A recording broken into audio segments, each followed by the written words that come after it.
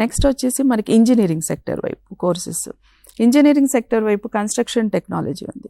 Construction technology అంటే ఇది ఈరోజు మార్కెట్లో ఉన్నటువంటి దాని యొక్క వాల్యూ, కన్స్ట్రక్షన్ టెక్నాలజీ అంటే ఏంటి, ఇంజనీరింగ్ చేస్తేనే కన్స్ట్రక్షన్ అని వైపు, సివిల్ ఇంజనీరింగ్ చేస్తేనే కన్స్ట్రక్షన్ అని కాకుండా ఇంటర్మీడియట్లో కూడా 2 years కోర్స్ కన్స్ట్రక్షన్ టెక్నాలజీ చేస్తే వాళ్ళకి చాలా వైడ్ ఆపర్చునిటీస్ ఉన్నాయి బయట.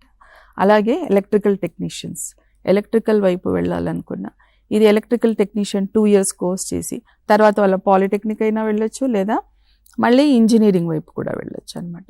సో ఇది చాలా ఈజీగా ఉంటుంది. వొకేషనల్ కోర్సెస్ ఏంటంటే స్కిల్స్ ఇంటర్మీడియట్ నుంచే నేర్చుకొని వెళ్తారు కాబట్టి వాళ్ళకి చాలా ఈజీగా ఉంటుంది ముందు చదవడానికి.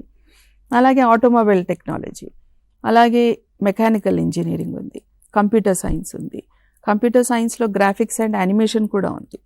ఈ మనకు ఉన్నటువంటి సొసైటీకి రిక్వైర్మెంట్ తగ్గట్టుగా ఈ కోర్సెస్ అన్ని ఇంట్రడ్యూస్ చేయడం జరిగిందనమాట.